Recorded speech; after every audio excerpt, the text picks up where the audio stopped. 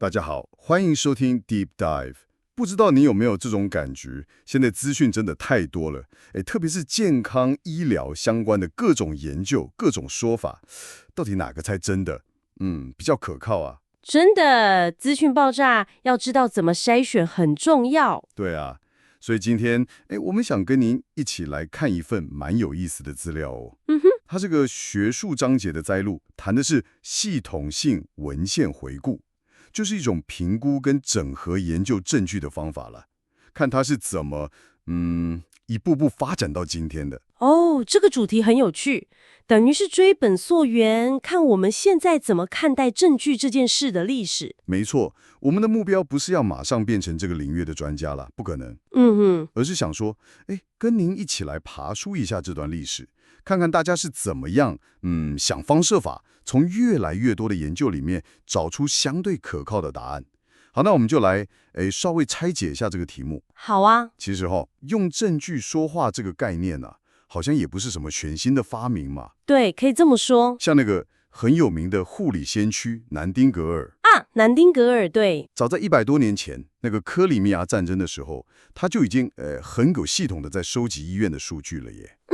他用数据来比较不同医院的死亡率。对，然后还用这些数据去说服军方啊、政府啊，要改善卫生条件跟照护。他甚至还关心到，不同地方死亡率为什么不一样，还想去改人口普查的内容，要加入健康跟住房的资料。这真的很厉害，在那个年代他就已经有这种系统性收集、分析、应用的概念了，可以说是实证方法的雏形。真的有远见。对，南丁格尔绝对是一个很棒的起点。那如果说更接近我们现在讲的整合研究的尝试可能就要看到1904年的 Carl Pearson 了。Pearson 他是做什么的？他是一个统计学家，他当时分析了不同地点做的关于伤寒疫苗效果的数据。而且他很敏锐地注意到了2个到现在都还很重要的问题。是什么问题啊？第一个，很多研究的样本数太小了啊，人数不够多。对，用我们现在的话讲，就是研究可能统计检定力不足。了解。第二个，他发现不同研究的结果差异好像蛮大的，都不太起来。就是您刚刚说的那个异质性。没错，就是异质性 heterogeneity， 这点真的很关键，表示1个世纪以前他就点出来，你不能随便把不同研究的数字加起来算平均，这样可能会搞不好会骗了自己。哇，100多年前就看到这个问题了。那这种早期的尝试后来有遇到什么挑战吗？是不是研究越来越多，单打独斗的分析好像就不太够了？完全正确。你想想看，随着医学科学发展，研究论文是爆炸性成长。那传统上那种找个领域专家来写一篇文献回顾，把相关研究讲一讲，对，以前好像都这样。这种做法就变得很参差不齐，很多时候是看那个专家个人的经验跟看法，蛮主观的，过程也不太透明。好像可以想象。甚至还有研究发现一个很有趣的现象。真的假的？怎么会这样？有点反直觉。对，研究推测啦，可能是因为这些专家他们通常已经有很强烈的既定观点了所以看文献的时候，可能就不自觉的会去找支持自己想法的，忽略掉反对的。有可能，或是解读上比较偏向自己的立场。这就是为什么后来会强调需要更系统性、更客观的方法。了解。那这个转捩点是什么时候出现的？谁是关键人物？关键人物很多人会提到 Archie Cochrane。Cochrane 那个 Cochrane Collaboration 就是用他的名字。没错，就是他。他是一位英国的流行病学家。他对当时英国的国民保健署 NHS 里面充斥着很多其实没有经过严谨验证的疗法感到非常忧心。他觉得这样不行。对，他大力提倡随机对照试验 RCT 的重要性。他认为 RCT 才是判断一个疗法到底有没有效比较可靠的方法。随机分组比较。但他更进一步强调，光做个别的 RCT 还不够。你想想看，如果针对同一个问题有好几个 RCT， 结果可能还不太一样。对啊，那该听谁的？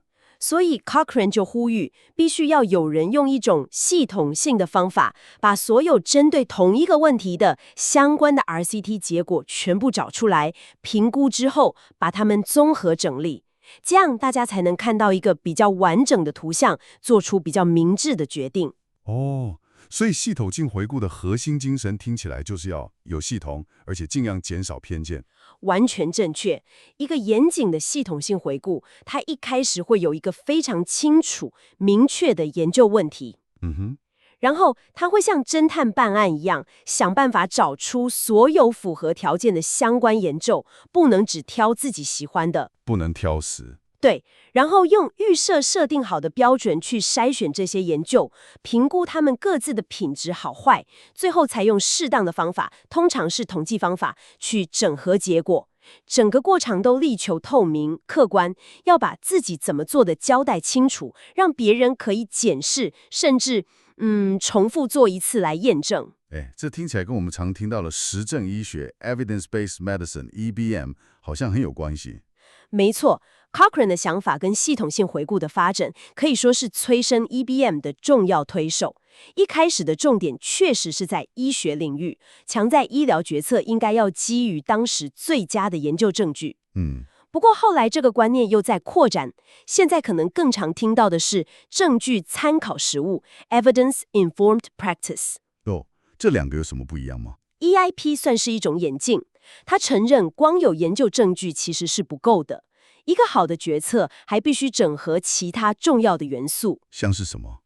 像是第一线临床人员的专业知识跟经验，还有很重要的一点是病患他自己的偏好、价值观，以及他所处的具体情况，包括医疗资源等等。啊，所以是更全面、更人性化的考量，不只是冷冰冰的数据。对，没错，把研究证据、临床专业、病患价值这三者整合起来，再加上考虑现实环境，才是 EIP 的精神。了解。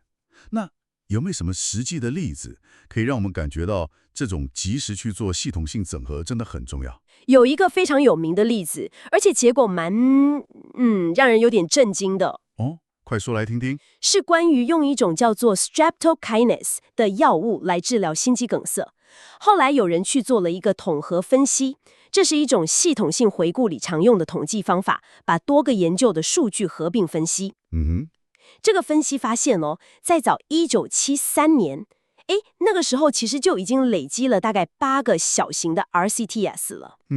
光是整合这8个研究的数据，就已经可以得出结论，用 streptokinase 能显著降低心肌梗塞的死亡率。1973年就知道了。对，统计上已经很明确了，但是因为当时可能还没有这种系统性整合的概念，或者做得不够快，所以后面科学家还是继续做相关的 RCTs， 总共又多做了大概25个研究，牵涉了超过3万名的病患。天哪，3万多人！你想想看，这中间有多少年、多少病患？如果能早一点，在1973年或之后不久就确认这个疗效，并且推广开来，是不是就能让更多的病患及早受益？可能挽救更多生命。哇，这真的是一个很深刻的教训。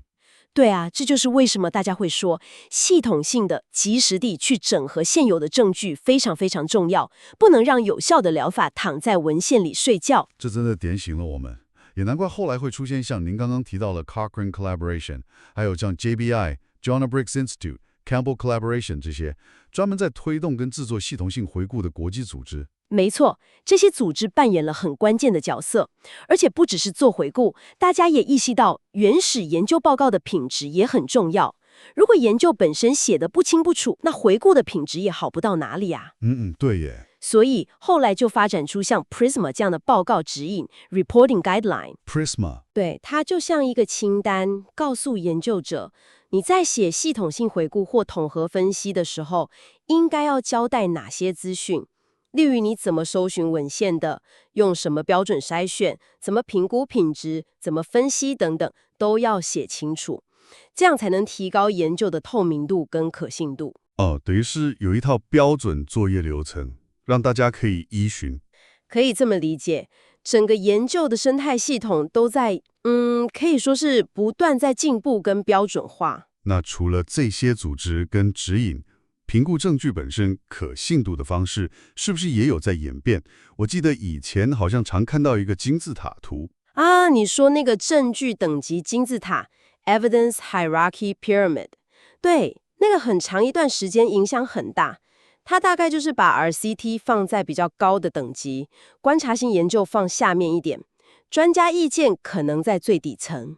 对对对，好像是这样。这个金字塔有它的好处啦，很直观。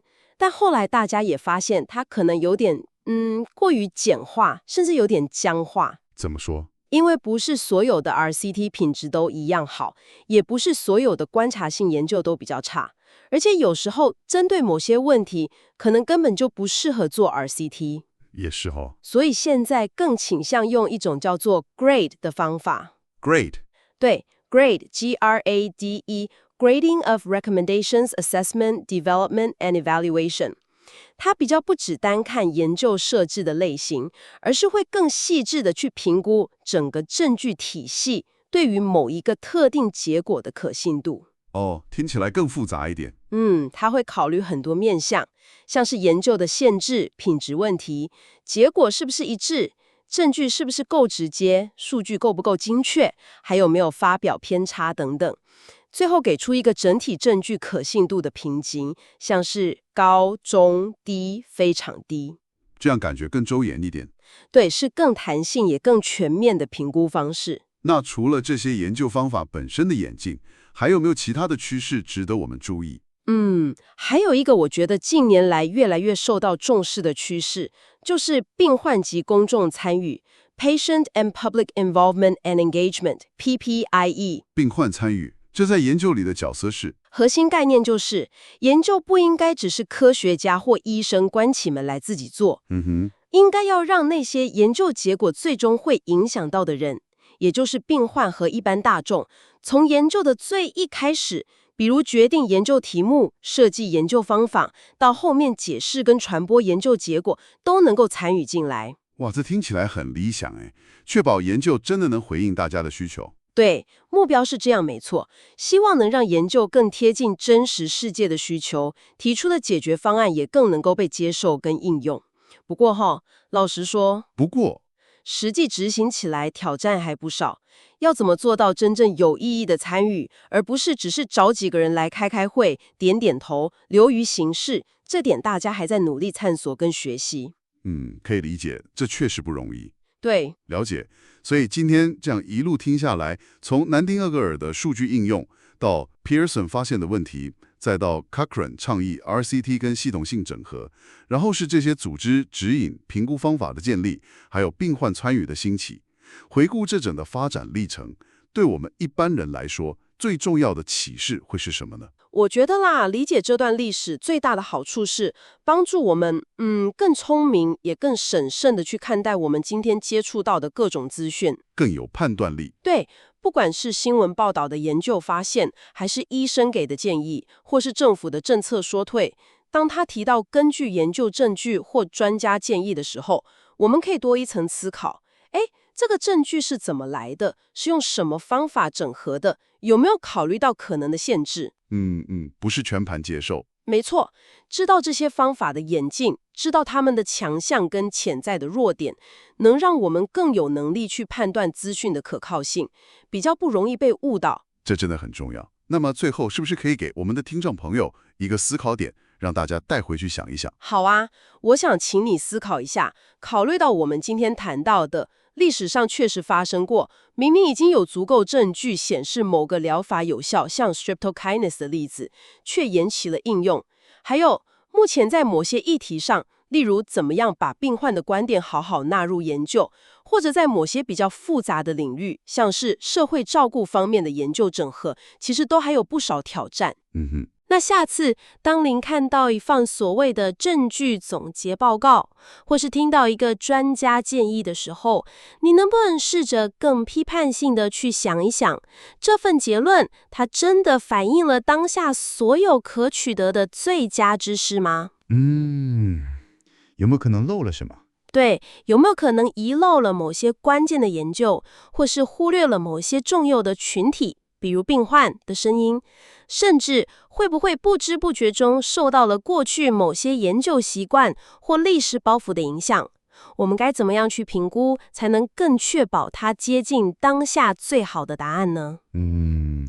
这确实是一个非常值得我们好好思考的问题。非常感谢您今天的分享，不会。也感谢各位听众的收听。我们这次的探讨就到这里告一个段落。